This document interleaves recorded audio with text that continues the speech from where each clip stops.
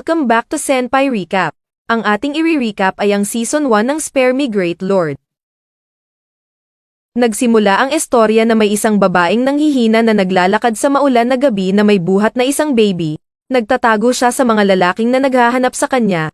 Habang nagtatago siya kasama ang baby sa isang madilim na eskinita ay biglang may nagbukas na pinto at lumabas ang isang babae. Kinausap siya nito at gusto pa siya tulungan. Nag-decide naman ang babae na iwan ang baby niya sa babae at sinabi na bibili lang siya ng gamot at tinignan ng babae ang baby at napansin niya na may suot na pendant ang baby na parang buto at nang tignan niya ang nanay ay nawala na ito na pinagtaka niya. Makalipas ang 18 taon, nasa isang market si Lushu kasama ang kapatid niya na si Lu Xiaoyu at nagpapabili ito ng pumpkin candy. Pero sinabi naman ni Lushu na huwag sila gumastos masyado dahil mauubos ang pang-tuition niya sa susunod na semester. Kaya nagdrama naman ang kapatid niya, kaya wala siyang nagawa kundi bilhin ang candy kahit mabigat sa loob niya. Halos ayaw niya pa ibigay ang pera sa tindero. Masayang-masaya naman si Lu Xiaoyu kaya masaya na rin si Lushu. Habang naglalakad sila ay may nakita silang pinagkakaguluhan na event at doon nakita nila ang isang lalaki na gumagamit ng apoy. Tinangka ni Lushu na buhatin si Lu Xiaoyu pero natamba sila. Kaya binigay ni Lu Xiaoyu ang last niya na candy. Kinain ito ni Lushu. Sabay hila sa kapatid niya para pumunta sa harapan. Pagdating nila sa harap ay halos muntik sila matamaan ng apoy, pero biglang nag-stop lahat sa paningin ni Lushu at nagkaroon siya ng hallucination ng isang espada na may sulat at nakalutang. Biglang naman umilo ang pendant niya. Saka biglang bumalik siya sa realidad, nang tinignan niya ang pendant niya na hindi naman umiilaw. Patuloy naman ang lalaki sa paggamit ng apoy na kinabilib ni Lushu. Nag-decide naman sila Lushu na pumunta sa backstage para tignan ang lalaking gumagamit ng apoy. Patago silang pumasok sa backstage. Sakto naman may nakita silang mga lalaking nag-uusap hanggang binaril ng tranquilizer ng isa ang lalaking gumagamit ng apoy na kinagulat nila. Napansin naman sila ng mga lalaki, kaya napilitan na lumabas sina Lushu. Sinabi ni Lushu na naghahanap lang sila ng toilet kaya naligaw sila. Samantalang ang mga lalaki naman ay nagpakilalang mga polis. Para makaalis sila ay tinanong na rin ni Lushu kung nasan ang toilet at nang tinuro na ito ng lalaki ay nagmamadali na silang umalis. Paglabas naman nila ay may lumapit sa kanilang lalaki na nagpakilalang Ji-Wei. Nagtatanong ito kung ano nakita nila sa backstage, pero hindi ito pinansin ni Lushu. Nang makauwi na sila ay sandali nila kinausap ang kapitbahay nila na tinatawag nila na Aunt Lin, at kinamusta din nila ang asawa nito. Dahil gusto pa ni Lu Xiaoyu na makiinom sa ginagawa nito na Chinese medicine ay kinaladkad na ito ni Lushu pauwi. Kinagabihan dahil naubusan na sila ng noodles ay lumabas si Lushu para bumili. Habang naglalakad si Lushu ay naalala niya ang moments nila ni Lu Xiaoyu sa ampunan at ang pagtakas ni Lu Xiaoyu sa ampunan kaya tuluyan na siyang inalagaan ni Lushu. Dahil sa pagmo-moment ni Lushu hindi niya na-realize na green ang traffic light kaya nasagasaan siya ni Truck Kun. Nang nakahiga siya at duguan ay biglang nag-activate ang kwintas niya, at pumasok sa katawan niya. Habang takot na takot ang driver ng truck ay biglang tumayo si Lushu at susugurin sana ang driver pero biglang tumakbo ang driver sa takot, na pinagtaka naman ni Lushu at saka naman bumili si Lushu ng noodles. Nang mapansin ng tindero ang dugo niya sa ulo ay nagulat ito. Pag-uwi ni Lushu ay nagtaka siya dahil wala siyang sugat sa katawan at napansin niya na may hugis puno sa palad niya. Nag-concentrate si Lushu at may lumabas na parang screen sa harapan niya na kinagulat niya. Sa kanya napansin na mga list ng pangalan at may mga number pa. Sa kanya na-realize na ang driver, mga nakasalubong niya at ang tindero ay may mga number na lumabas sa ulo. Na-realize niya na any negative emotion ay naglalabas ng number at naiipon ito. Nang tignan niya kung ilan naipon niya ay biglang may lumabas na wheel. Umikot ito at nakailang try si Lushu bago siya nakakuha ng prize na prutas. Nakuha niya ito sa kakinagat, nagliwanag ito at pinagaling lahat ng injuries ni Lushu. Na kinatuwa niya, nagtry ulit si Lushu pero halos maubos na ang points niya saka siya nakakuha ng isang papel na may lyrics ng kakaibang Twinkle Twinkle Little Star. Kinanta niya ito at napunta ang consciousness niya sa space, doon may nakita siyang screen. At kahit nandun siya ay nakakausap niya pa rin si Lu Xiaoyu. Dahil doon ay may points na lumalabas sa screen, mukhang inis ito kay Lushu. Nakinatuwa naman ni Lushu at mas lalo pa ininis si Lu Xiaoyu para madagdagan ang points niya. Habang kumakain sila ay may naramdaman si Lushu, lumabas siya at umakyat sa babong nila para makichismis. Pero nakita niya ulit ang mga lalaki sa may backstage nagtago si Lushu pero nakita na siya ng mga ito. Hinanap nila si Lushu sa babong. Nagmamadali naman kumilos si Lucio nang palapit na ang mga lalaki ay biglang may naramdaman si Lucio sa mga ito. Tinanong nila kung ano ginagawa ni Lucio sa babong. Sinabi naman ni Lucio na dahil nagnyebe ay kumuha siya ng dried radish, at pinakita ang dala niya. Nagtaka naman ang dalawa at sinabi ng isa sa mga lalaki na walang fluctuations, at si Lucio ay ordinaryo lang, kaya pinauwi na lang niya si Lucio dahil delikado ang paligid. Umalis na ang mga lalaki at bumalik na si Lucio sa bahay nila. Pagkapasok niya ay sobrang kaba ni Lucio. Nagulat naman siya nang biglang nasa harap niya na si Lu Xiaoyu. Biglang may narinig silang ingay at lumabas ulit si Lucio at sinabihan si Lu Xiaoyu na wag lumabas. Nakinainis ni Lu Xiaoyu. Dagdag points na naman kay Lucio. Pero dahil medyo matigas ulo ni Lu Xiaoyu, sumunod ito kay Lucio kaya wala na ito nagawa. Nagulat sila dahil nakita nila ang lalaki na gumagamit ng apoy at hinala ni Lucio ay ito yung nagkakalat ng apoy kaya siya hinahabol ng mga lalaki. Tinanong naman ni Lu Xiaoyu anong gagawin nila dito. At sinabi ni Lucio na hindi niya kaya i-revive ito. Kaya sinabi niya na tumawag sa 120, pero naisip niya na may bayad din ang pagtawag, kaya pagkagising ng lalaki siya ang magbabayad, na kinabuisit ng nagpapanggap lang pala na nahimatay na lalaki at may lumabas pa na number, na booking tuloy siya, kaya lalo ito binuwisit ni Lucio at pataas ng pataas ang points ng negative emotion nito, na kinatuwa naman ni Lucio, nagising ito at nanghingi ng tubig, kumuha naman ng yelo si Lucio at binigay dito, na kinainis nito sa Baidura. At humingi ng tulong kay Lu Xiaoyu, pero di naganan lang ito ni Lucio, hanggang sa mabwisit ito at inatake si Lucio ng apoy, pero ninegate ng power ni Lucio ang apoy na kinagulat nito, paulit-ulit niya sinubukan, pero hindi tala tumalab, na kinatuwa lang ni Lucio. Sa huli ay sumuko ito at sinabi na joke lang ginawa nito, at umalis ito na parang walang nangyari. Nang tignan ni Lucio ang kanyang system, ay na-discover niya na pwede siya bumili ng item. Kaya bumuli siya ng celestial fruit at kinain ito, at napunta na naman ang consciousness niya sa space at may nakita siyang mga planeta na umiikot sa mas malaking planeta, at umilo na ang dalawa sa planeta na kinagulat ni Lucio, at may naramdaman siya sa dibdib niya na nagpabalik sa realidad. Nang subukan ni Lucio ang bago niyang power ay nabuhat niya ng walang kahirap-hirap ang kama niya. Lumabas si Lucio sa sala kung nasan si Lu Xiaoyu at nagtingin sa GC ng mga classmate niya.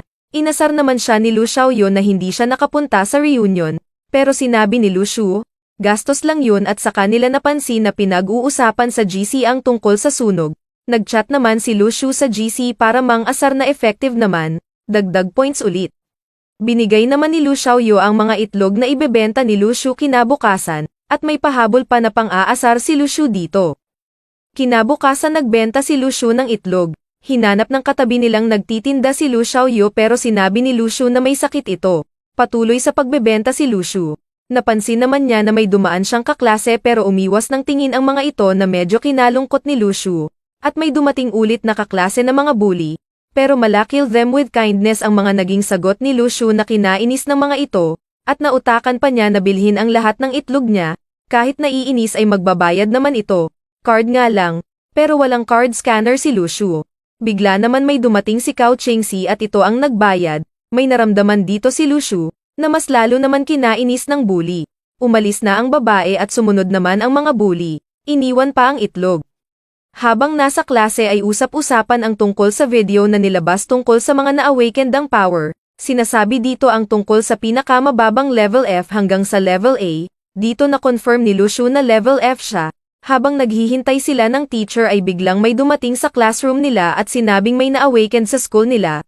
Dahil sa bigla ang awakened ng estudyante na si Li Qi ay naging violente ito sa kapwa nita estudyante at teacher. Tinanong naman niya classmate niya na si Yelin Gling sa nangyari. Sinabi nito na mag-check ng blood pero dahil nagsigarilyo si Li Qi ay nagkaroon sila confrontation ng teacher na naging dahilan ng awakened niya. Tinangka naman ni Lucio silipin ang nagwawala na estudyante sa rooftop. Habang papunta naman si Lucio sa rooftop ay nakasalubong niya si Cao Chengxi, may narinig naman na bell si Lucio, na ibig sabihin ay awakened din ito, pero tinatago lang nito. Pagdating naman niya sa rooftop ay nakita niya na sinasakal ni Li Qi ang teacher nila. Habang nagkakagulo may time pa si Lucio asarin ang classmate niya na bully at class leader din nila. Dahil marami tao naisip ni Lucio mag-ipon ng negative points, dahil lumalapit ang mga polis ay lalong naging agresibo si Li Qi.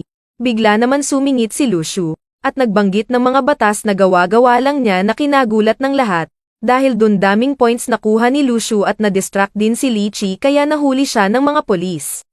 Masaya naman si Lushu dahil madaming points na naipon niya. Pagdating niya sa classroom ay may mga doctor at teacher sa harap ng klase na kinagulat ni Lushu. Kukunin ng mga ito ang dugo nila para malaman kung awakened sila. Tatakas pa sana si Lushu pero may higanti na nakaharang sa pinto, dahil dun si Lushu ang nauna kinuhanan. Pag-uwi niya ay nakita niyang kausap ng kapitbahay nila ang lalaki na nagtangkang kausap nila. Nang makita siya ng lalaki ay nagtangka ulit ito kausapin siya, pero hindi pa rin ito tinagap. Pag-uwi naman niya ay may lagnat si Lu Xiaoyu. Inopen naman ni Lushu ang system niya para mag-draw at makakuha ng stellar fruits, nakaila nag-try siya bago siya nakakuha. At binigay naman niya ito kay Lu Xiaoyu na nagpagaling agad dito, na kinagulat naman ito, at binigay niya na rin lahat ng stellar na nakuha niya dito, at kinain agad nito. Pero hindi matatapos ang usapan nila na hindi iniinis ni Lushu ang kapatid niya. Kinabukasan usap-usapan sa classroom nila ang pagbabalik ni Li Chi na parang walang nangyari, at ang tungkol sa pagkakaroon ng Dao Yuan class sa school nila para sa mga awakened. Sumingit na naman ang class leader nila para asarin si Lushu, pero sa huli sila pa rin naasar kay Lushu. Pinakilala naman ng teacher nila ang magiging teacher ng Dao Yuan class na si Shifei, na kinagulat naman ni Lushu. Saka nito tinawag lahat ng awakened na sina Cao Qingxi, ang class leader nila na si Liu Li, Li Qingyu, Yuan Lingqi at si Lushu na kinabigla ng lahat. Samantala sa ibang panig ng mundo ay may mga naglalabanan na high level na awakened, ang isang grupo ay invader ng ruin, samantala binabasic lang sila ng bantay ng ruins. May pinakilala na bagong student sa klase ni Lushu na si Jiang Shuyi, a-attend din ito ng Dao Yuan class katulad nila Lushu. Dahil ayaw ng katabi ni Lushu sa kanya ay sa tabi niya pinaupo ang bagong student, na napagkamala na babae, pero nang magpakilala ito kay Lushu ay nilinaw nito na lalaki siya na kinagulat nila. Napansin naman ni Lushu na kinakabahan si Jiang Shuyi, kaya medyo inasar niya ito, para may points din. Kinagabihan naman ay pumunta si Lushu sa school para sa klase niya sa Dao Yuan. Binati niya si Jiang Shuyi. Nagtaka naman si Lushu bakit si Shifei ang inassign na maging teacher nila at pinapirma pa sila ng confidential agreement. Habang busy si Lushu ay may tinatanong sa klase ang teacher. Napansin niya na tulala si Lushu, kaya tinawag niya ito para ipaliwanag ang sodium. Nag-isip si Lushu at biglang sinabi na isa tong magical rod sa langit, na kinagulat ng teacher nila. Nagtawanan naman ang iba sa sagot ni Lushu. Habang nagkaklase ay may pinakita sa kanila na isang uri ng liquid na tinatawag na skill. Pinaliwanag ng teacher nila na kapag ang sodium-potassium alloy ay nagkaroon ng contact sa blood ng isang awakened ay nagbabago ang kulay nito mula silver sa black, at mas maitim ang liquid, ay mas makapangyarihan ang rating, from grade A to F. Matapos ang klase ay tinignan mga level nila, at usap-usapan na level 8 si Jiang Shuyi at Liu Li. Ininsulto naman nila si Lushu dahil siya ang pinakamababang level. Kinausap naman siya ni Jiang Shuyi para e-comfort sa narinig nila. Pero ngumiti lang si Lushu at nag-chat sa grupo ni Liu Li at inasar ang mga ito na kinabwisit nila. Kinagabihan naman ay binuksan ni Lushu ang system niya at nagulat siya dahil sinabi na ang stellar fruit na prize dapat ay napunta na sa store. Nang tignan ni Lushu ang pinalit nagulat siya dahil ito ay stinky tofu. Naamoy naman to ni Lu Xiaoyu at kinain. Nagtry ulit nang nagtry si Lushu, pero laging stinky tofu na kukuha niya. Sa huli ay may nakuha siya at pumasok ito sa ulo ni Lu Xiaoyu. Dahilan para maging awakened ito, na kinatuwa naman nila. Kinabukasan paglabas ni Lushu ay nakita niya ang asawa ni Aunt Lee na nagpa-practice ng swordsmanship nito. Niyaya pa nito si Lushu para turuan pero tumanggi si Lushu na kinagulat nito. Nang hinayang naman ang matanda dahil na kay Lushu lahat ng quality na gusto niya, sumingit naman ang asawa niya na, sa ayaw sa kanya ni Lushu. Binenta ni Lushu ang stinky tofu. Una naiinis pa ang tao dahil sa hindi magandang amoy nito, pero may isang bumili at nagustuhan nito, hanggang sa dumami at maubos ang paninda niya at doble pa kinita niya. Masaya naman si Lushu pumasok at nambwisit ng mga kaklase niya para makaipon ng points at makakuha ng stinky tofu para ibenta at para rin pang level up na din niya. Kumain si Lushu ng celestial fruit at nagulat siya dahil maliwanag na lahat ng planet. Na-realize ni Lushu na ang malaking planet sa gitna ay ang kanyang soul. Nang itapat niya ang kamay niya sa mga planeta ay biglang may liwanag na lumabas na parang meteor shower at may bumabang sword sa kamay niya, na kinatuwa naman ni Lushu. Nang bumalik siya sa realidad ay sinubukan agad niya ang espada. Saglit lang niya ginamit ay napagod na siya pero masaya siya dahil nag-level up na siya. Kinabukasan nang pumasok si Lucio ay busy naman ang mga classmate niya sa pag-uusap tungkol sa nangyaring bank robbery, at ang suspect ay tatlong awakened. Sumingit na naman si Liu Li para asarin si Lucio pero asar talo lagi siya sa mga hirit ni Lucio. Kinagabihan sa klase sa Daoyuan ay binigyan sila ng teacher nila ng Spirit Stone para makatulong sa practice nila, pero nang ginamit ito ni Lucio ay nagulat siya dahil naging violente ang Celestial Map. Kinabukasan ay nakita na naman ni Lucio ang asawa ni Aunt Lin na bida-bida na nagpractice para magpakitang gilas kay Lucio, pero hindi pa rin ito pinansin ni Lucio na kinainis nito. Samantala nakita naman niya sina Liu Li at kaklase niya na nagpop unong braso. Nang makita niya si Lucio ay niyaya niya ito, pumayag naman agad si Lucio, at nilampaso ito sa punong braso na kinainis nito, at pinalabas pa ni Lucio na na-awaken siya dahil kay Louie Lee na mas lalong nagpainis dito at mga nanonood. Kinagabihan ay may naramdaman si Lucio na malapit na mga awaken. Nang tignan niya sa bintana ay nagulat siya dahil may mga grupo sa tapat ng bahay ni Mr. Lee. Nagpakilala ang leader na si Nieting at ito ay member ng Heavenly Network. Nang marinig ni Lucio ang Heavenly Network ay nagulat siya. Nag-usap naman sina Nieting at Mr. Lee tungkol sa sakit niya, at niyaya niya itong maging last member ng Heavenly Network pero tumanggi si Mr. Lee. Wala naman nagawa si Nieting bago ito umalis ay napansin niya si Lucio.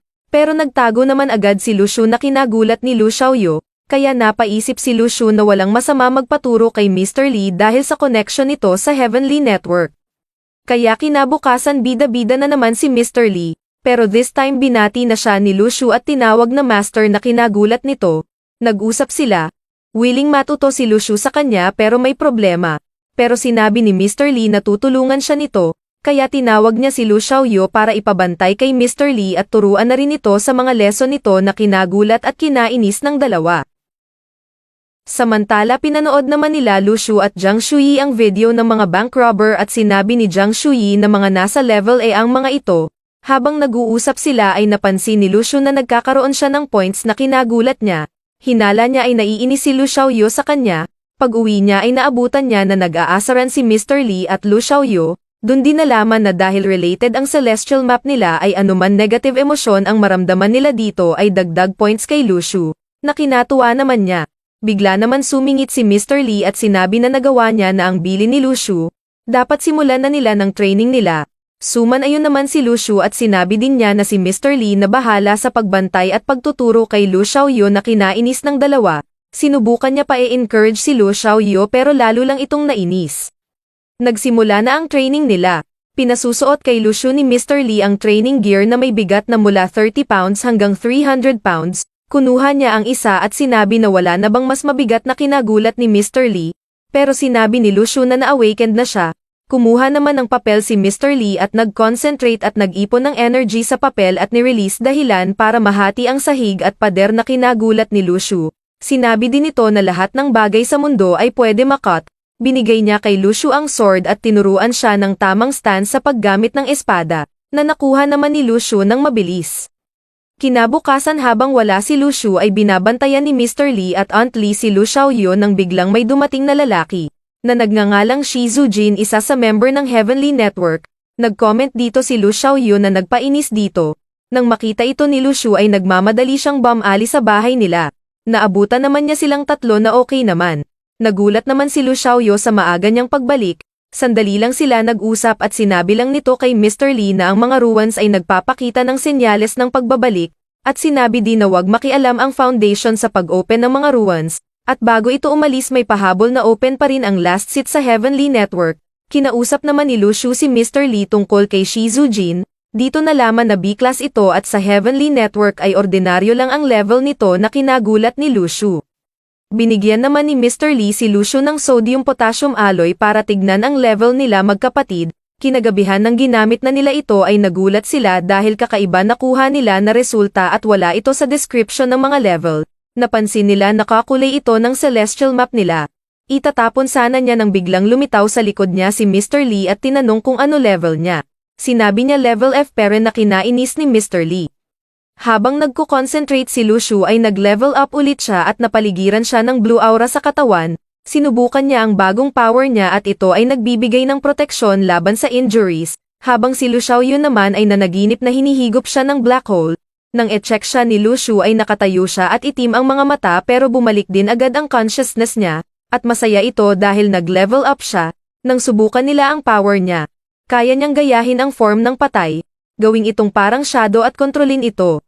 Dahil gusto ni Lu Xiaoyu ng malakas na makokontrol ay pumunta sila sa isang slaughterhouse at nagtingin ng baboy. Pagdating sa bahay ay pinalabas ni Lu Xiaoyu ang baboy. Nang lumabas ito ay sinapak ito ni Lu Shu na kinainis ni Lu Xiaoyu. Pinag-aralan din niya ito at nakita nila na itim ang dugo nito. Naisip ni Lu Shu na dahil energy body ito ay dapat niya gamitin ay ang spirit weapon niya, na nagpagising sa baboy at nagpanik ito. Inatake ito ni Lu Shu at sumabog ito. Nakinagalit ni Lu Xiaoyu para mapatawad siya ni Lu Xiaoyu ay nangako siya na ipagluto ito ng scrambled eggs for 2 weeks. Habang kumakain ay naramdaman ni Lu Shu na may mga naglalaban na awaken. Nagmamadali naman siyang lumabas pero nagpiggyback sa kanya si Lu Xiaoyu at sinabi na sasama siya. Pinuntahan nila ang lugar kung saan nag-aaway ang mga awaken. Doon nakita niya si Shi Fei at mga kasama nito nakaharap ang mga bank robber, at isa sa mga ito ay level D na kinagulat ni Lu Shu. Pinapanood ni na Lu Shu at Lu Xiaoyu ang laban ng mga bank robber at ng grupo ni Shi Fei. Gulat pa rin si Lu Shu dahil isa sa mga bank robber ay isang level D. Samantala hirap naman sina Shi Fei at mga kasama na talunin ang mga ito. Nilagyan naman ni Shi Fei ng apoy ang dalawa sa kalaban at nagliyab ito, na naging dahilan ng pagkakaroon ng usok sa paligid ng mga ito. Samantala cool lang ang level D na lalaki at nagtago sa usok. Sumunod naman ang dalawa sa kasama ni Shi Fei. Nagkaroon ng pagsabog at pinakita na walang injured ang dalawa sa robber na kinagulat ni Shi Fei. Sinamantala naman ito ng kalaban para tumakas na may pa-cool effect pa si Mr. D. Sinabihan naman ni Lu Shu si Lu Xiaoyu na umuwi na dahil delikado na kinainis naman ito at sinabi umuwi sila dalawa. Nang tumalikod na si Lu Xiaoyu ay tumakas si Lu Shu para sundan ang mga bank robber. Pinaligiran naman ng mga pulis at grupo ni Shi Fei ang isang building kung saan nagtatago ang mga bank robber. Sinira ng mga pulis ang entrance sa building. Nag-uusap naman ang mga bank robber at isa sa kanila ay gusto si Moko. Pero sinabi ni Mr. D na hindi sila huhulihin ng mga buhay ng mga ito dahil nakapatay sila ng mga kagrupo ni Shi Fei kaya nag-usap sila sa escape plan nila. Tinangka nila tumakas pero napaligiran na sila. Pinagbabaril sila ng mga pulis. Ginawa naman ni Mr. D na shield ang mga kasama niya para tumakas. Hinabol naman siya nila Shi Fei. Walang awa nito kinaladkad ang wala ng buhay na kasama nito para makatakas. Sinundan naman ito ni Lu Shu. Inatake naman ng kasama ni Shi Fei si Mr. D dahilan para masaksak ito at mapatigil sa pagtakbo. Kalmado lang ito tinignan ni Mr. D. Nang hina ang lalaki sakto naman dumating ang grupo nila Shi Fei. Napansin naman nila si Lu Shu. Pero hindi nila ito makilala dahil sa blue aura nito. Sinabi naman ni Lu Shu na naglalakad-lakad lang siya na kinainis ng grupo ni Shi Fei at inutusan mga kasama niya na hulihin siya. Habang si Shi Fei at iba niyang kasama ay patuloy na kinalaban si Mr. D. Ginawa na naman nito shield mga kawawa niyang kasama. Si Lu Shu naman ay basic lang na iniiwasan ang mga nanghuhuli sa kanya na kinainis ng mga ito. Samantalang si Mr. D naman ay ginawa ng weapon mga kasama niya at binato. At kahit injured siya ay nakakalaban pa rin siya sa mga ito. Patuloy naman na binibasic ni Lu Shu ang mga nanghuli sa kanya na mas lalong kinainis ng mga ito. Patuloy ang laban ni Mr. D at mga grupo ni Shi Fei. Bigla naman ito inatake ang semento na nag-create ng pagsabog sa paligid niya. Habang si Shi Fei naman ay inatake si Lu Shu kaya napilitan naman si Lu Shu na tumalan sa usok para makitago. Dahil sa explosion ng atake ni Mr. D ay may mga tumalsik na bagay na dineflect naman ni Shi Fei gamit ang power niya na apoy. Pero ang isa sa dineflect niya ay huli na nang ma-realize niya na gasolina. Kaya sumabog iyon at paikot-ikot na tumalsik siya at tumama pa sa pader na kinahimatay nito. Naiwan na lang na nakatayo si Lu Shu at si Mr. D. Pinakitaan naman ni Lu Shu ito ng kanyang mala Super Saiyan na aura na kinagulat nito. Naglaban sila dalawa at pinakawalan ni Lu Shu ang kanyang spirit weapon, na tumagos sa buong braso nito, at nagpatambe kay Mr. D at saka naman tumakas si Lu Shu. Nang makauwi siya ay alalang-ala si Lu Xiaoyu sa kanya. Niyaya naman niya si Lu Xiaoyu na puntahan ang lugar kung saan nangyari ang labanan. Medyo duda pa si Lu Xiaoyu pero sumama din siya. Pero bago pa sila tuluyan makaalis ay nakita sila ni Mr. Li. Kaya sinabi nila na kakain sila sa labas at para hindi ito magduda ay niyaya ito ni Lu Shu na sumama. Tumanggi naman at sinabihan na mag-ingat sila. Para sigurado na safe ay pina-survey ni Lu Shu kay Lu Xiaoyu gamit ang power niya ang lugar. Habang naghihintay sila ay biglang lumabas ang system niya at pinakita ang negative emotion points niya sa labanan, na kinatuwa ni Lucio. Kinalabit naman siya ni Lu Xiaoyu at sinabi na safe ang lugar, kaya sinabi niya dito na maghintay ito, pinutahan niya ang lugar at malinis na ito, kaya tinanggal niya ang aura niya at pinasunod si Lu Xiaoyu, at tinanong kung na-feel niya ang presensya ng mga nasawi. Sinabi naman ni Lu Xiaoyu na naramdaman niya ang presence ng isang matangkad at dalawang maliit na lalaki. Sinabi naman ni Lu Xiu na kunin niya ang matangkad, kaya kinuha ito ni Lu Xiaoyu, at nang tinangka niya itong i-release ay hindi niya magawa dahil hindi sapat ang star power niya, kaya nagyaya na si Lu Xiu umuwi pero hindi ito pumayag, at sinabi na to pa rin nito ang sinabi nito na kakain sila sa labas na kinagulat ni Lu Xiu, kaya wala nagawa si Lu Xiu na kinatuwa naman ni Lu Xiaoyu. Samantala si Lu Xiu ay tuloy lang sa pagtitinda na parang walang nangyari. Dahil sa sobrang in-demand ng Stinky Tofu niya ay nagkaroon siya ng rule na isang per person na kinainis ng mga bumibili. Nang maubos ang Stinky Tofu ay may nagtangka pa na bumili. Nag-decide naman si Lu Xiu na e-prank ito, pinaasa niya ito at na-disappoints, kaya points na naman na kinatuwa ni Lu Xiu. Samantala habang natutulog ay nag-level up na naman si Lu Xiaoyu na kinatuwa nito kaya ginising niya si Lu Xiu. Pagbukas naman ni Lu Xiu ng pinto ay nagulat siya na bumungad sa kanya si Mr. D na hugis shadow na. Masaya naman ito pinakita ni Lu Xiaoyu. Matapos siguraduhin na walang makakita sa kanila ay pinagrala ni Lu Xiu ang life force ng patay na si Mr. D. Sinabi din ni Lu Xiaoyu na kaya niyang kontrolin ang moves nito. Sinabihan naman ni Lu Xiu si Lu Xiaoyu na wag ipakita sa iba ang power niya. Nag-usap pa sila at syempre may painis na naman si Lu Xiu dito. Kaya umalis ito kasama si Mr. D. Samantala sa klase naman ni Lu Xiu, ay busy na pinag-uusapan ang tungkol sa nangyari na labanan sa pagitan ng bank robber at ng grupo ni Shipei, at syempre sumingit naman si Lu Xiu sa usapan na kinabisit ng mga kaklase niya. Nag-comment naman si Jiang Shuyi na pagiging malayo ng loob ng klase kay Lu Xiu.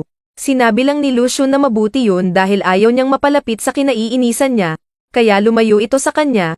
Pinag-usapan din nila ang pagdami ng awakened na tao, na tinatawag din revival of spirit. May pinakita pa si Lu Xiu kay Jiang Shuyi na isang lugar, sinabi naman ito na isa itong Blessed Land, isang lugar na sagana sa energy sa hindi mapaliwanag na dahilan, at may balita pa si Jiang Shuyi na may dumating na mga spirit stone na para sa Dao Yuan class at personal itong dinistribute ng Heavenly Leader na kinagulat ni Lu Xiu.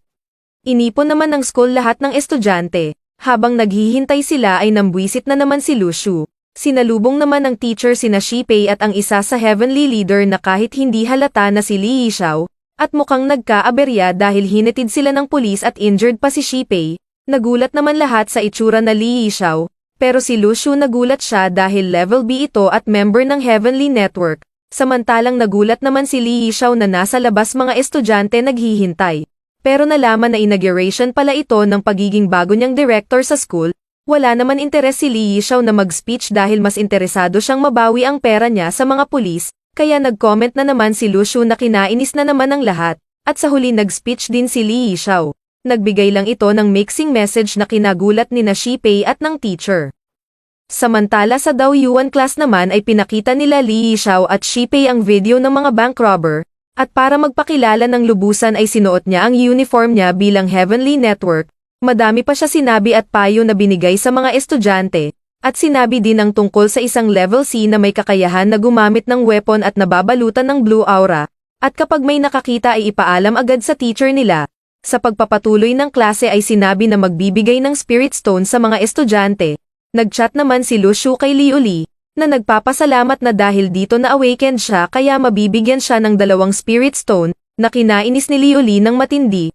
Pagtapos ng klase ay kinausap naman ni Lu Xiu si Jiang Shuyi, at tinanong kung magkano pwede ibenta sa black market ang Spirit Stone. Sinabi ni Jiang Shuyi na may halga itong 100,000 yuan isa, na kinatuwa naman ni Lu Xiu. Si Jiang Shuyi na rin naghanap ng buyer sa halagang 120,000 yuan isa. Binigay niya ang Spirit Stone dito para ito ang magdala sa bibili. Samantala nagkakainisan na naman sina Mr. Li at Lu Xiaoyu, dahil sa math subject ni Lu Xiaoyu. Nakinalma naman ni Aunt Lin at may pamerienda na sweet potato, bigla naman dumating si Li Yishao, at dahil may kinoment na naman si Lu Xiaoyu na kinainis nito, ay may na-receive na naman si Lu Xiu ng points na pinagtaka niya.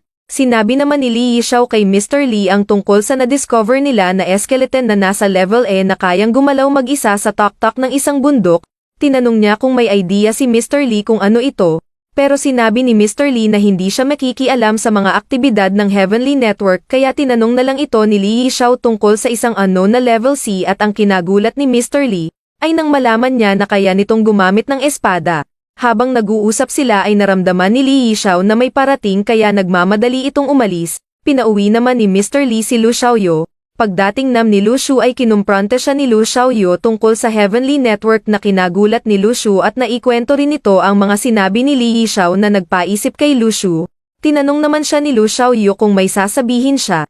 Sa kanya binigay ang bank book na may laman na pera at binigyan pa ito ng sarili niyang phone at sinabi pa ni Lu Shu na kaya na nilang bilhin ang bahay nila. Na halos hindi makapaniwala si Lu Xiaoyu. Napaiyak ito sa tuwa at niyakap si Lu Shu. Samantala nag-level up na naman si Lu Shu na kinatuwa niya. Habang natutulog naman si Lu Xiaoyu ay may pumapasok na mga itim na energy sa katawan niya. Patuloy naman sa pagbebenta si Lu Shu at may pasingit pa na pangbiwi-buisit sa GC nila, na dagdag points na naman. Nagulat naman siya nang biglang bumili sa kanya si Lee Yixiao, at namukan pa nito si Lu Shu. Nang malaman niya na estudyante siya sa Dao Yuan class, ay biglang sinabi ni Lee Yixiao na libre na lang ang stinky tofu na kinainis ni Lu Shu. Bigla naman sumingit ang matandang sa katabing store at halos ikwento na ang buhay ni Lu Shu, na nagpa-touch at nagpaiyak naman kay Lee Yixiao, na kinagulat naman nila at saka binigyan si Lu Shu ng 100 yuan, sinuklian pa rin ito ni Lu Shu na kinabilib lalo nito at masayang umalis. Sa huling eksena nagulat si Lu Shu dahil may biglaang silang pupuntahan ng buong klase ng Dao Yuan, at tumawag pa sa kanya na kailangan na nilang umalis. Kaya nag-message na lang siya kay Lu Xiaoyu na hindi siya makauwi dahil sa school, at may negative points agad. Nagbiyahe ang mga estudyante ng Dao Yuan. Habang nasa loob ng sasakyan sina Lu Shu, ay nagtatanungan naman ang iba kung saan sila papunta, dahil biglaan ang pagbiyahe sa kanila. Sinabi naman ni Jiang Shuyi na mayroong ruin na magbabukas kaya kailangan nila protektahan ang paligid kung saan ito magbubukas. Nagtaka naman si Lu Shu at tinanong kung hindi ba sila papasok sa loob ng ruin. Pero dahil mababang level pa lang sila, ay hindi sila pwede. Tinanong din ni Lu Shu kung ano ang ruwan sinabi naman ni Jiang Shuyi, na ayon sa pagkakaalam niya ay ito ay iniwan ng alien civilization sa Earth, at sa loob ng ruins ay may herbs, magic tool at ang pinaka-importante ay ang formation eye. Pag may nakakuha nito ang ruin ay maglalaho. Kinuwento rin ni Jiang Shuyi na isa ruin pa lang ang nag-open sa country nila. Habang naharang ang mga level B pataas, may mga nakapasok naman na mga nasa level C at D. Sa huli ang nakakuha ng Formation I ay galing sa country nila na member ng Heavenly Network. Habang nag-uusap pa ang iba ay napansin ni Lu Shu na tahimik si Liu Li, kaya naisip niya asarin ito. Nainis naman ito pero tahimik lang. Pero syempre masaya naman si Lu Shu sa points na nakuha niya. Nang dumating na sila sa location ay inipon sila at dito sinabi ni Shi Fei na ang mission nila ay confidential operation at sinama sila para magkaroon sila ng experience.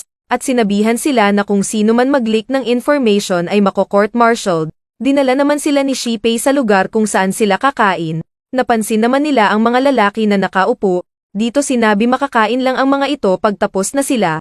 Pagkakuha ni Lu Shu ng pagkain niya ay sinalubong siya nila Lu Li para asarin. Hindi nagsalita si Lu Shu at nagulat naman si Liu Li dahil nasa likod niya si Cao Qingqi na kinabigla naman ito. Inisnab naman siya ni Lu Shu. Bigla naman nawala si Cao Qingqi paglingon ni Liu Li, na kinainis nito.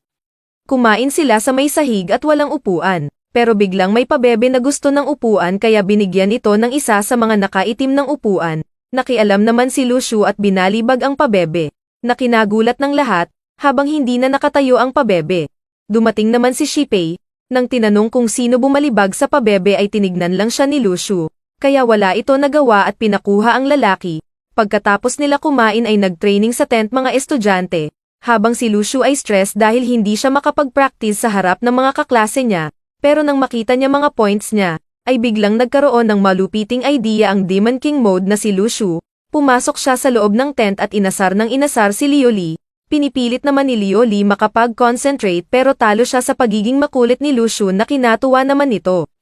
Kinabukasan ay kakain na sila. Nagulat naman si Lu Shu dahil binigyan siya ng upuan ng isa sa nakaitim. Tinanggihan naman niya ito at kumain tulad ng kasama niya. Tinanong naman ni Jiang Shuyi si Lu Shu tungkol sa pang-aasar nito kay Liu Li, pero masa lalo pa nito inasar si Liu Li, at kahit sa training time ay ayaw pa rin siya lubayan ni Lu Shu. Nakinainis nito at maiyak-iyak na tumakbo sa isang talampas, pero nasundan pa rin siya ni Lushu, kaya wala na siya nagawa. Kinabukasan ay nag-training si Lushu at nag-level up na naman at nakakuha pa ng bagong skill, at nang tangkain na naman siya as a Rain ni Liu Li ay hinamon niya ito wrestling. Ayaw sana ni Liu Li pero dumating si Shipei at sinabi na kung maresolba ng arm wrestling ang issue nila ay gawin na. Kaya wala nagawa si Liu Li. Nag-arm wrestling sila at referee pa si Shipei habang nanonood lahat ng estudyante.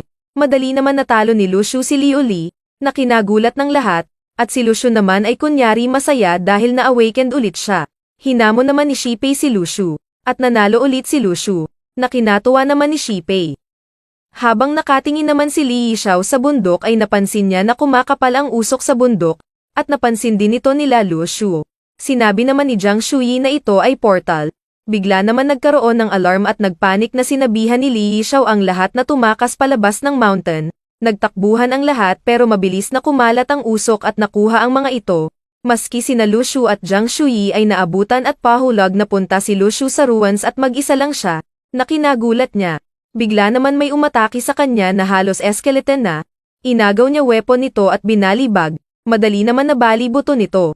Pero gumagalaw pa rin ito, kaya tinapos na ito ni Lushu. Sinervi naman ni Lushu ang paligid ng ruin.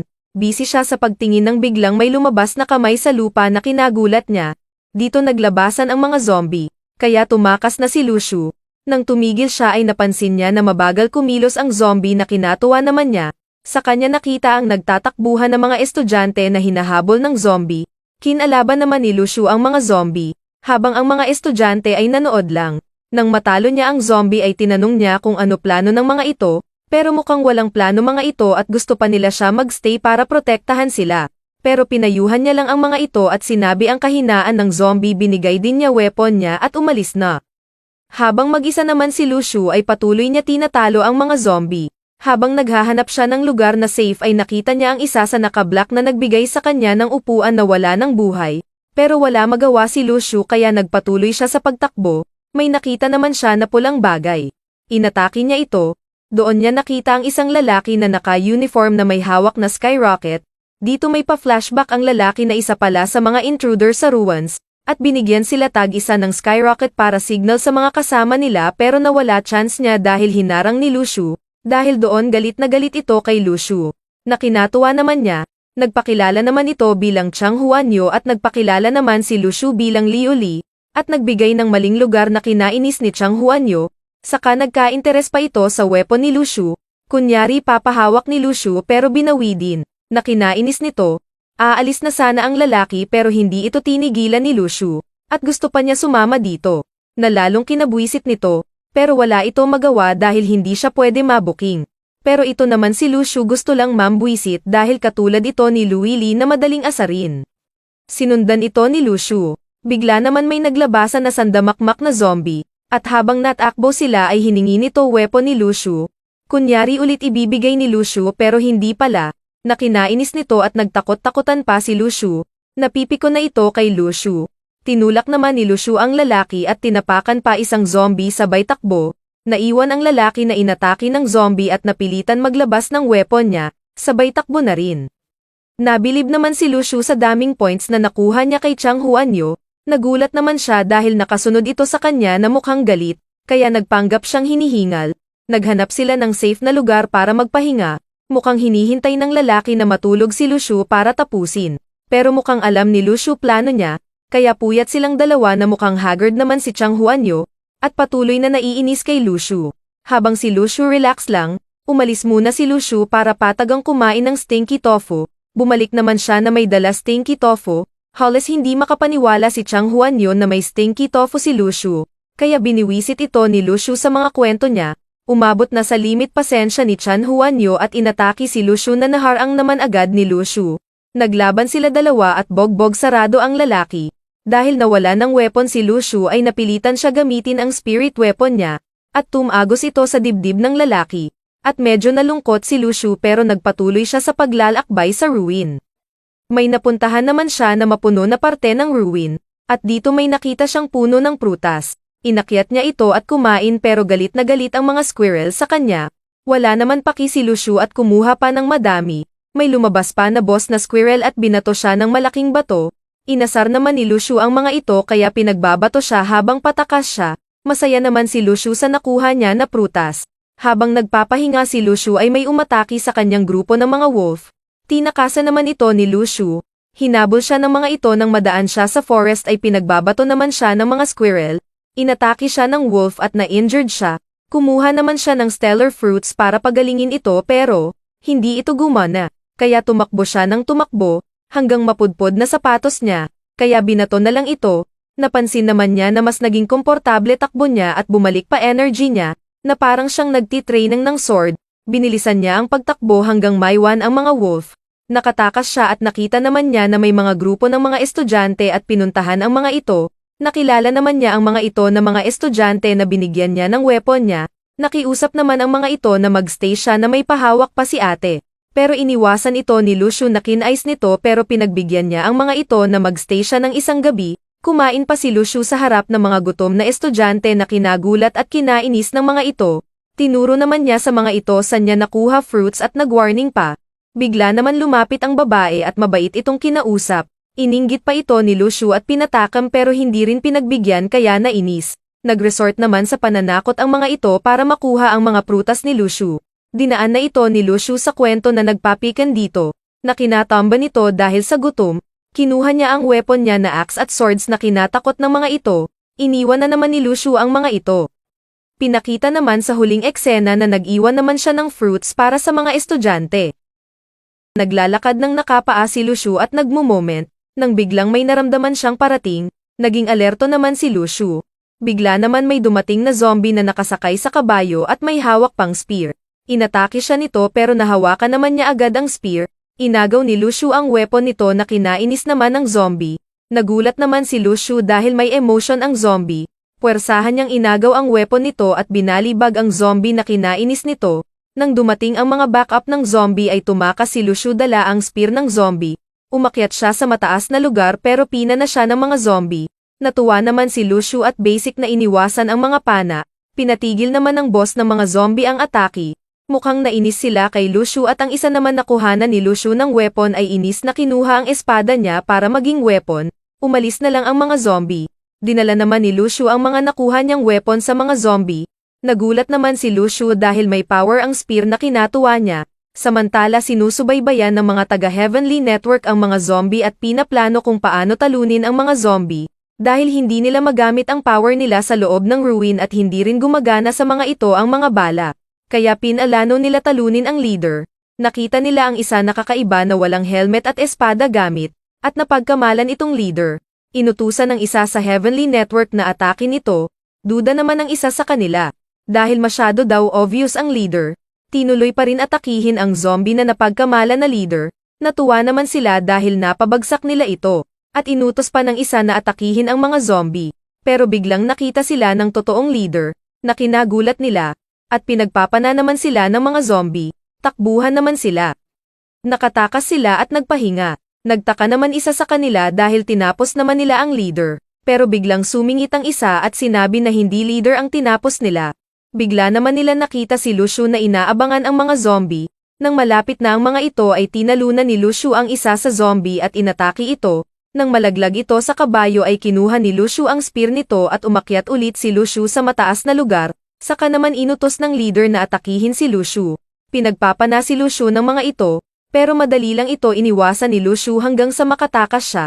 Masaya naman si Lucio sa nakuha niyang spear. Hindi naman makapaniwala ang mga taga-Heavenly Network na estudyante lang si Lucio ng Daoyuan, dahil ayon sa pinakita nito ay nasa level D ito, pero kinumpirma ng mga kasama nilang estudyante na taga-Daoyuan si Lucio at ito ang nakipag-arm wrestling kay Liu Li at nag-awaken. Habang relax na nasa taas ng puno si Lucio, ay busy naman ang mga zombie sa paghahanap sa kanya. Bigla naman naalala ni Lucio na mahilig siyang makipagtaguan sa mga bata sa ampunan, at inabot na ng gabi ay hindi siya nakikita ng mga ito. Tanging si Lu Xiaoyu lang nakahanap sa kanya na kinagulat niya. Natuwa naman sa nang maalala niya iyon. Nagpatuloy si Lucio sa paglalakbay sa ruins. Habang naglalakad siya ay nagulat siya dahil inambush siya ng mga zombie.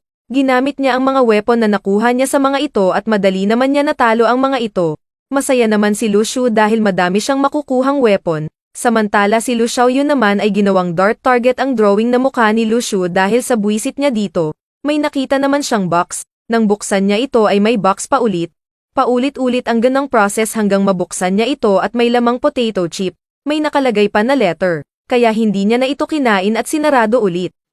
Naglakbay naman ang mga taga-Heavenly Network para hanapin si Lu Shu, at pinag-usapan nila na maganda sana kung sumali si Lu Shu sa kanila, dahil mas mataas chance nila na makalaban sa mga zombie. May nakita naman sila na mga abo ng zombie na pinagtaka nila kung sino tumapos sa mga ito. Natakot naman mga estudyante at sinabi na baka si Lu Shu ang tumalo sa mga zombie. Dahil napansin nila na wala na ang weapon ng mga ito, may bigla naman dumating at nag-report na ang mga bantay ng core ng ruins ay may hinahabol. Kaya nagplano na sila na i-ambush sa likod ang mga zombie. At kung masira nila ang barrier ay makakapasok na sila sa core ng ruins. Samantalang si Lu Shu naman ay busy sa pag-akyat habang dala niya ang mga nakolekta niyang weapon. Nakahanap naman siyang lugar na pwede siya mag-train at nang tignan niya ang mga points na nakuha niya sa mga zombie ay natuwa siya. Kumuha naman siya ng celestial fruits, at nag-concentrate at nag-level up ulit na kinatuwa niya. Nag-ready na ang grupo ng mga Heavenly Network para atakihin ang mga zombie nang bigla may umatake dito na kinagulat nila. Mas kinagulat nila nang makita nila na si Lu Shu ito. Sinamantala naman nila ang pagiging busy ng zombie kay Lu Shu para umataki pero nang makababa na sila ay halos natalo na ni Lu Shu lahat ng zombie.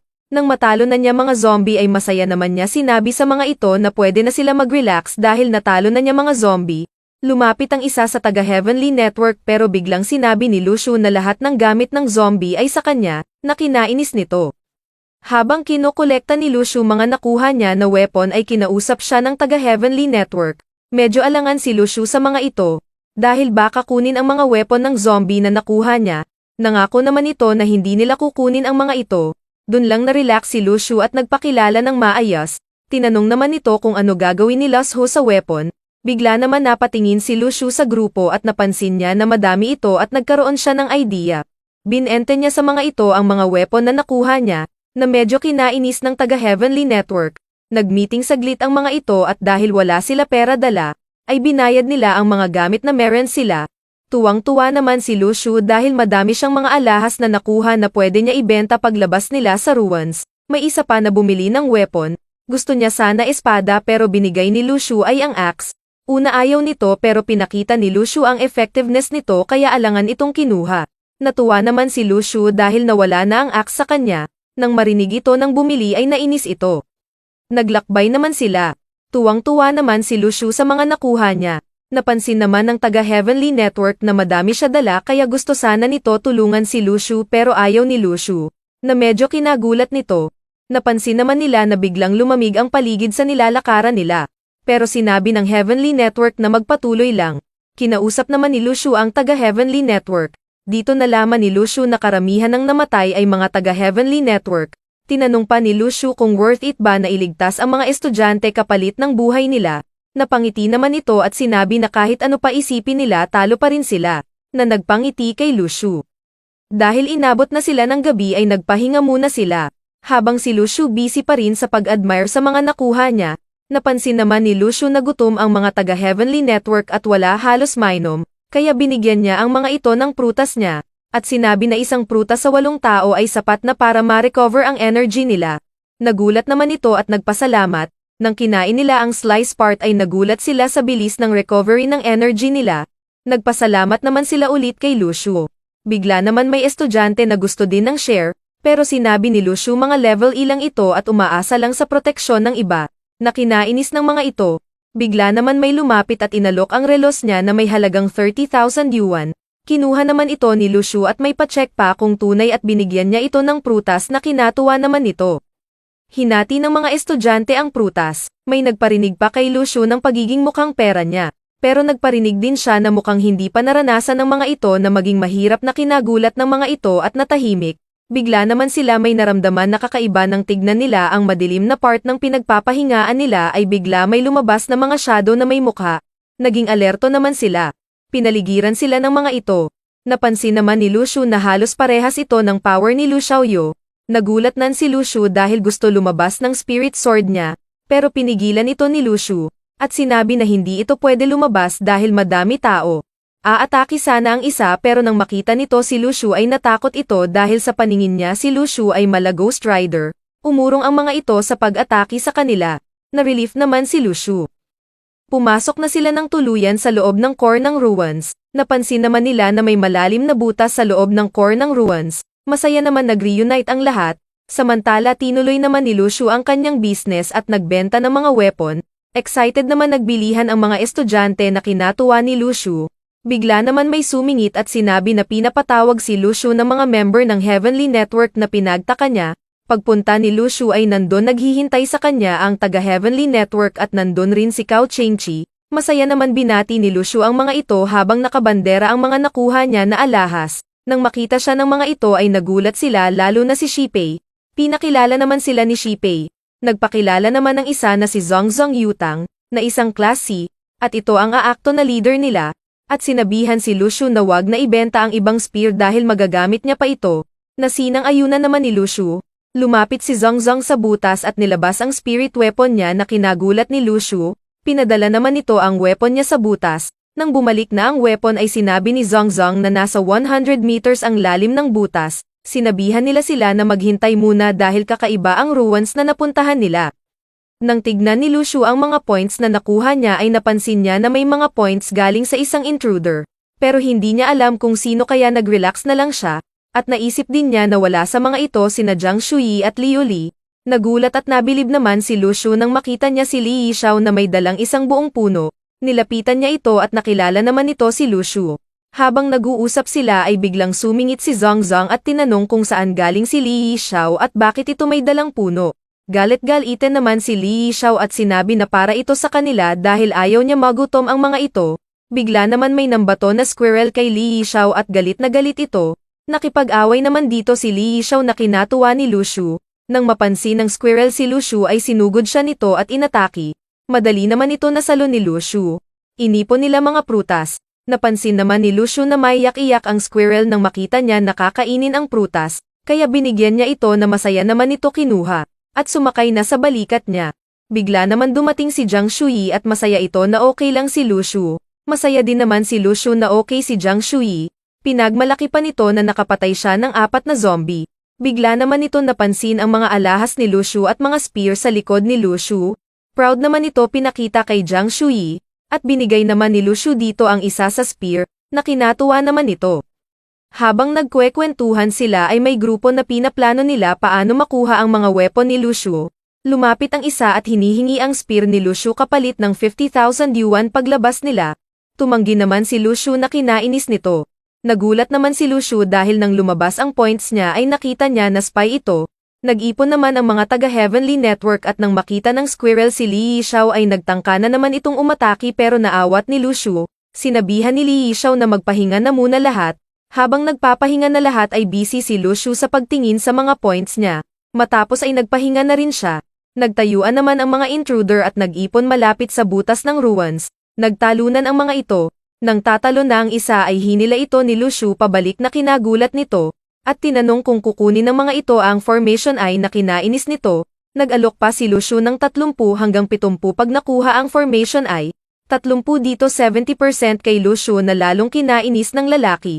Kunyari pumayag ito at tumalikod kunti si Lucio ay tumalon ito. Pero nakuha ulit siya ni Lucio. Samantala nakababa na sa ilalim ang mga intruder, napansin naman nila na kulang sila. Pero sinabi ng leader na wag na pansinin at kumilos na. Ang lalaki naman na intruder ay nabwisit na kay Lucio at inatake siya. Pero madali naman niya ito naiwasan na kinagulat nito. Naglabas ito ng weapon. Ninitian lang ito ni Lucio at biglang sumigaw na kinabigla nito. Nag-echo naman ang sinigaw ni Lucio na nagpagising sa lahat. Nagpatuloy si Lucio sa pagsigaw at binanggit pa ang formation eyes na nagpagising kay Li Yishao. Nagpanik naman ang lalaki at naghanap ng matatakasan, pero bigla siyang may naramdaman. Nang lumingon siya ay may nakita siyang tiger na aura at bigla siyang inatake ni Li Yishao. Na kinagulat ng lahat, nalaglag ang lalaki sa butas at sinabi nito na isa tong spy at iba na ang plano dahil sa na-discover nila na spy. Sinabi niya na hayaan nila ma-discover ng mga intruder ang eye formation saka sila kikilos. Bigla naman sinabi ni Lucio na maganda kung binuhay nito ang intruder na kinainis ni Li Yishao. Saka kinausap nito si Zongzong at sinabi na lahat ng mga estudyante at ang hindi kaya lumaban ay maiiwan. Magstay naman si Zongzong para protektahan ang mga naiwan. Nag-ipon lahat ng pwede sumama. Nagulat naman si Zongzong na kasama sina Cao Qingqi at Lu Shu. Pero wala na siya sinabi kundi warningan ang mga ito na delikado ang mission na gagawin nila. Habang busy si Lu Shu sa pag-admire sa mga alahas niya ay nilapitan siya ni Li Yishao. Sa una ay interesado ito sa mga alahas ni Lu Shu pero nasupla agad ito ni Lu Shu. Kaya binulungan ito ni Li Yishao para makipag-deal. Pero sa dami ng sinabi nito ay ang ibig niya lang talaga sabihin ay nagseselos siya na kumita si Lu Shu sa ruin. Nakinainis naman ni Li Yishao. Nag-isip si Lu Shu at pumayag sa deal. Sinabi naman ni Li Yishao na 10 sa kanya at 10 kay Lu Shu sa hatian sa makukuha sa ruins. Pero syempre hindi papayag si Lu Shu. Kaya madami din siyang sinabi at sa huli sinabi niya na papayag siya sa 50-50, na kinainis ni Li Yishao at sinabi pa na hindi makakapasok si Lu Shu pag hindi siya kasama. Pero sinabi ni Lu Shu na kumita na siya kaya hindi niya na kailangan pumasok sa ruins. Sa huli wala din nagawa si Li Yishao at pumayag sa 50-50, na kinatuwa ni Lu Shu, pero may pa-warning pa kay Lu Shu. At sinabi wag hawakan ang kahit ano sa ruin. Sinabi naman ni Lu Shu na hindi siya greedy. Habang pinapakita ang mga sandamakmak na alahas niya, humirit pa ito na humingi ng alahas pero hindi pumayag si Lu Shu na kinainis nito. Tinanggal ni Lu Shu lahat ng alahas para paghanda sa pagbaba sa butas. May pakuntni speech si Li Yishao samantala ang isa sa mga taga-Heavenly Network ay gumawang hagdan para sa mga pababa. Habang pababa sila ay napansin ni Lu Shu na may mga ilaw ang pababa at wala naman sa taas. Bigla naman may puwersa na galing sa baba na kinagulat nila. Nag-react naman ang spirit sword ni Lu Shu dito na pinagtaka niya. Nang nakababa na sila ay napansin nila na may mga sugatan at parang natutulog na nakaupo ang mga intruder. Nang e-check ni Li Yishao gamit ang paa niya ay patay na ang mga ito. Sinabi naman ito na kailangan nila magtuloy-tuloy. Habang naglalakad sila ay napatigil sila dahil biglang nagliwanag ang daan at nang tignan nila ay may mga gems sa paligid at nagliliwanag ang mga ito. Nagulat naman si Lu Shu nang biglang magsara ang pinto sa likod niya. At naglabasan naman ang mga shadow galing sa gem. Inatake ito ni Li Yishao samantalang napaligiran naman ang iba pang taga-Heavenly Network. Inatake ng shadow si Shipei pero binasek lang niya at sinabi niya sa kasama na labanan ito dahil mahina lang ang mga ito. Madami lang sila. Naglabanan na lahat samantala ang isa ay atakihin sana si Lu Shu pero nag-activate ang spirit sword ni Lu Shu at natakot ito sabay takbo na kinainis ni Lu Shu. Dahil siya lang iniiwasan ng mga ito. Kaya nabwisit siya at inatake ito nang matalo niya ito ay pumasok ito sa katawan niya na kinagulat niya. Hinabol ni Lu Shu ang mga ito pero tumatakbo naman ang mga ito palayo kay Lu Shu na pinagtaka ng mga taga-Heavenly Network. Bigla naman nag-activate ang spirit sword ni Lu Shu na parang nagwa-warning at nang tignan niya ay may umatake sa isa sa taga-Heavenly Network. Nagulat sila dahil ang shadow ay kahugis ng isa sa mga intruder. Sa tingin ni Lu Shu ay isang evil ritual ang ginawa ng mga ito. At maaring inabsorb ng nasa gitna ang magic ng mga kasama niya. Nagalit naman si Li Yishao at nilabas ang mala tiger niyang power. Nang hina ito pero nawala ang mga shadow. Dito napag-alaman na ang lalaki na nasa gitna ay si Zhao Haiping isang level D pero ngayon ay isa ng shadow energy at isa ng level C. Napansin naman ni Lu Shu na parehas ito ng ability ni Lu Xiaoyu. Pero kaya lang niya mag-absorb ng isang person at nagawa pa nito tapusin ang sarili nitong kagrupo. Bigla na naman nag-warning ang spirit weapon ni Lu Shu at nang lumingon siya ay sinampal niya ng spear ang shadow energy na kinagulat nito. Tinangka naman ito atakihin ng taga-Heavenly Network pero nakatakas ito. Tinanong naman ni Li Yishao si Lu Shu kung paano niya nalaman kung nasan ito, pero maging si Lu Shu ay nagulat sa nangyari. Nagdahilan na lang siya na basta na lang siya umataki sa paligid niya. Speechless naman lahat maliban kay Li Yishao na pinagalitan siya.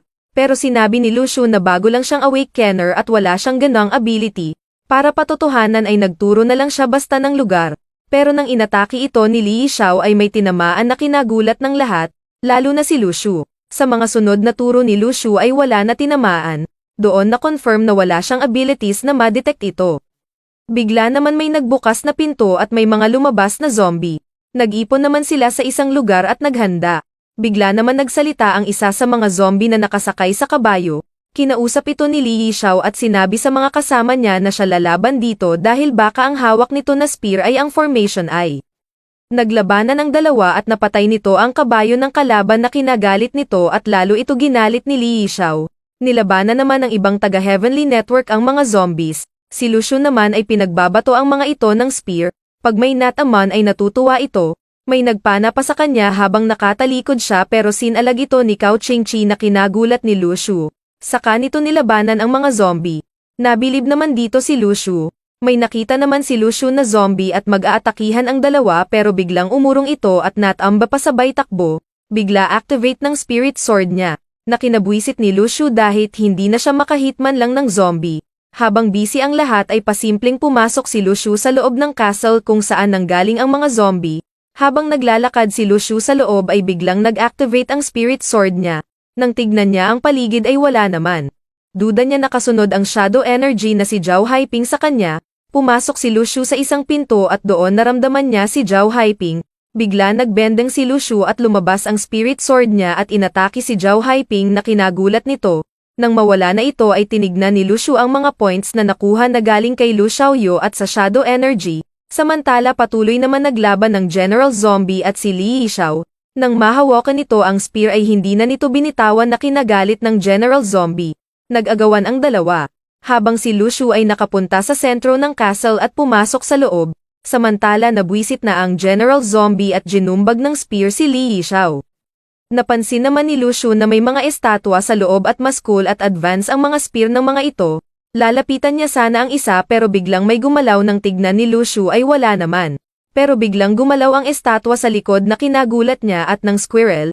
Biglang umiilaw na rin ang mga mata ng mga estatwa. Gumalaw ang mga ito at bigla naman lumabas ang spirit sword niya, na nagpatigil sa mga estatwa, at nagbalikan sa mga posisyon nila. Na kina-relief ni Lu Shu. Sa kanya kinuha ang spirit sword niya. Tinignan niya ito at natuwa nakikita siya ng malaki sa mga spear ng estatwa. Tinangka niya kunin ang spear sa estatwa pero sa una ay ayaw pa nito ibigay. At mukhang naiinis pa ito, kaya napilitan si Lu Shu na takutin ito na mukhang effective at bumigay ang estatwa. Pinagkukuha na rin niya spear ng iba. Wala naman magawa ang estatwa kundi mainis lang. Habang ang mga taga-Heavenly Network ay buwis buhay sa paglaban sa mga zombie, nabitiwan naman ng General ang spear. Nang makuha ito ni Li Yixayo ay nahawakan din ito ng General. Nag-agawan na naman ang dalawa may pabaspa ng aura nila na Tiger at Dragon. Bigla naman na overpower ng General si Li Yishao. Pero talagang ayaw pa rin bitawan ni Li Yishao ang spear. Pero nakuha pa rin ng General ang spear at tinagkatapusin si Li Yishao pero nagmala Super Saiyan Tiger version ito. Na kinagulat ng General. Inagaw naman ito ang spear pero hindi rin sasuko ang General. Habang ito naman si Lu Shu ay may nakitang papel na may nakasulat sa isang table na pinagtaka niya. Naramdaman ito ng General Zombie, at napilitan itong bitawan ang spear at tumakbo pabalik sa castle, na kinagulat naman ni Li Yishao. Doon niya na-realize na hindi formation ay ang spear na kinainis nito, at hinabol ang General Zombie. Nang makabalik ang General ay nagulat siya na wala ng spear ang mga estatwa, at bigla naman siyang inatake ni Li Yishao. Inutusan naman ng General ang mga estatwa na tapusin si Li Yishao. Pinaligiran siya ng estatwa at sabay takas naman ng General. Samantala halos pagod na sa laban ang mga taga-Heavenly Network at marami na rin ang nasawi, at ang pag-asa nila ay makuha ang Formation Eye para makalabas sila sa ruin. Kinuha naman ni Lu Shu ang isang box, pero biglang may naramdaman ang squirrel. Galit naman ang General nang makita na hawak ni Lu Shu ang box, at aatakihin sana si Lu Shu pero biglang may nalaglag na galing sa box at nasalo niya ito at bigla itong nagliwanag at pumasok sa katawan niya na kinagulat niya. Saka lang niya na-realize na ito ay ang Formation Eyes, at biglang tumigil ang oras at unti-unti nasira ang ruins pati ang mga estatwa, at inabsorb ng seal na nasa loob na ni Lu Shu. Unti-unti na rin nawawala ang mga taga-Heavenly Network pati mga estudyante. Lahat ay nawala na pati ang spear ni Lu Shu. Saka na rin nawala na rin si Lu Shu. Nang ma-realize ng lahat na nakabalik silang lahat, ay nag-iyakan ang mga estudyante nang magkita-kita sila. Hinanap naman ni Jiang Shuyi si Lu Shu sa mga sugatan. Nakita niya si Liu Li at tinanong kung nakita nito si Lu Shu. Pero tulala lang ito na sumagot na hindi. Pati si Cao Qingqi mukhang hinahanap din si Lu Shu. Nagpilahan naman ang mga estudyante para i-surrender ang mga nakuha nila. Sinabi naman ni Jiang Shuyi kay Shi Pei na wala si Lu Shu pero sinabi lang nito na madaming namatay at madaming nagawa ito kaya imposible na nawala na lang ito. Bigla naman bonggang entrance ang nagliliwanag na si Lu Shu sa dami ng alahas, na kinabwisit ng mga ito. Tuwang-tuwa naman si Jiang Shuyi nang makita siya. Sinabihan pala siya ni Cao Qingqi na pumunta at mag-register, back to business at biniwisit ulit nito si Liu Li, at nauna pa sa pila dahil nagmamadali daw siya. Sa kanya pina-register ang mga nakuha niya, Nang nilapag niya ang mga spear ay biglang nasira ang table na kinagulat ng lahat. Habang naglalakad naman si Lu Shu ay biglang naglabasan ang mga points na galing kay Lu Xiaoyu. Napatigil naman siya nang makita niya na may mga basura at may nalaglag pa sa kanya. Nang napatingin siya sa taas ng puno ay nakita niya si Lu Xiaoyu na kinatuwa niya. Tumalon ito at sinipa sa mukha si Lu Shu.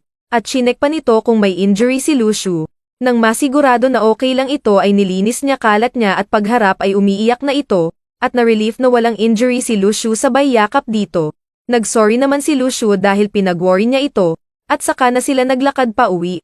Proud pa pinakita ni Lu Shu ang mga nakuha niya sa ruins pero wala talab dito. Sa huli ay nangako si Lu Shu na kakain sila sa labas ng duck soup with noodles, na kinatuwa ni Lu Xiaoyu at nag-pinky promise pa sila. Pag-uwi nila ay naghihintay na rin si Madam Lin at si Mr. Lee. Sa una ay hindi pa ito napansin ng dalawa kaya nagpapansin si Mr. Lee. Saka kinausap ni Mr. Lee si Lu Shu ay pinayuhan pa ito tungkol sa training pero magpahinga muna. Pero sinabi ni Lu Shu na okay lang mag-practice na sila. At kung hindi sa mga natutunan niya sa practice nila wala siyang magagawa sa loob ng ruins. Saka nagpasalamat din ito sa pagbabantay kay Lu Xiaoyu habang wala siya. Nang nasa loob na sila ng bahay nila ay sinabi ni Lu Shu kay Lu Xiaoyu na palabasin si Mr. D. Nang lumabas ito, ay may nilabas na 2 pearl si Lu Shu. Ang black ay gawa sa mga na-absorb na corpse sa ruin at ang makulay naman ay galing sa level C na shadow energy. Pinakain nila ang black pearl kay Mr. D. Bigla naman ito saglit nag-Super Saiyan Shadow version. Ayon kay Lu Shu ay lumakas ito pero bigla na lang itong tumawa ng tumawa na kinagulat nilang dalawa. Nainis naman si Lu Shu na baka daw ang ibinigay nito ay laughter pearl. Sinabi naman ni Lu Shu na hindi niya alam na may side effect ito. Saka pinabalik na ito ni Lu Xiaoyu. At may pahabol pa ito na regalo na prutas na galing sa ruin, na kinatuwa ni Lu Xiaoyu at mabilisang kinain ang prutas. Bigla naman lumabas ang galit-galaitan na squirrel, pero kinain pa rin niya ang prutas at kinuha ang squirrel. Sa tuwa ni Lu Xiaoyu ay pinangalanan niya pa ito ng Fatty na nagpaiyak dito, kaya pinalitan nito at ginawang Little Fierce Shu. Masayang-masaya naman na inikat-ikot si Little Shu, na mukhang nawalan na ng malay, at pinakain pa ng chip na nagustuhan nito. At tinakat pa ito ni Lu Xiaoyu na kung gusto niya ng chip ay susundin niya ito na sinang-ayunan ng squirrel, na kinagulat naman ni Lu Shu na potato chip lang pala katapat nito. Nang nasa kwarto na si Lu Shu ay pinag-aaralan niya ang Formation Eye, at doon nakikita niya ang castle mula dito. Nag-concentrate si Lu Shu at bigla nasa ere na siya ng city at napapaligiran siya ng aura at na-realize niya na pwede niya kontrolin ang aura. Saka bomb alley na siya sa katawan niya. Napansin niya na meron pa sa ilalim kaya pinapasok niya consciousness niya. Dito niya nakita ang mga spear at na-realize na storage ito na kinatuwa niya. Napansin din niya na may mahabang pinto dito. Tinangka ito buksan ni Lu Shu pero nahirapan siya kaya hanggang silip lang siya sa loob, at doon nakita niya ang castle. Natuwa naman si Lu Shu dahil pag may sapat na siyang lakas ay pwede siya pumasok dito. Bigla naman alalang-alala na ginising siya ni Lu Xiaoyu. Masaya naman na pinakita ni Lu Shu ang seal dito at kung para saan ito, pero niyakap lang si ni Lu Xiaoyu at umiyak. At sinabi na akala niya ay iiwan siya nito ulit. Pero sinabi ni Lu Shu na hindi niya ito ulit iiwan at bukas ay kakain sila ng masarap na pagkain, at bibili din ng TV at ref, gamit ang mga alahas na nakuha niya nang nasa loob siya ng ruin, na kinatuwa ni Lu Xiaoyu. Nagpabida pa ang squirrel na parang sinasabi na kasama din siya na kinatuwa ni Lu Shu. Samantala nag-uusap naman si Shi Zujin at Nieting ay pinag-uusapan ang nangyari sa ruin at ayon sa report ni Li Yishao ay nakuha ng spy ang Formation Eye, pero hindi sila sigurado dahil ang narinig lang daw ni Li Yishao ay ang iyak ng General Zombie. Sinabi naman ni Nieting na nagpadala na siya ng mag-iimbestiga at kung sino gagamit ng Formation Eye ay sigurado mahahanap nila. Pinag-usapan din nila si Cao Qingqi na isang level A at si Lu Shu na magaling lumaban pero average ang level at sinabi pa ni Nieting na may parating na pagbabago.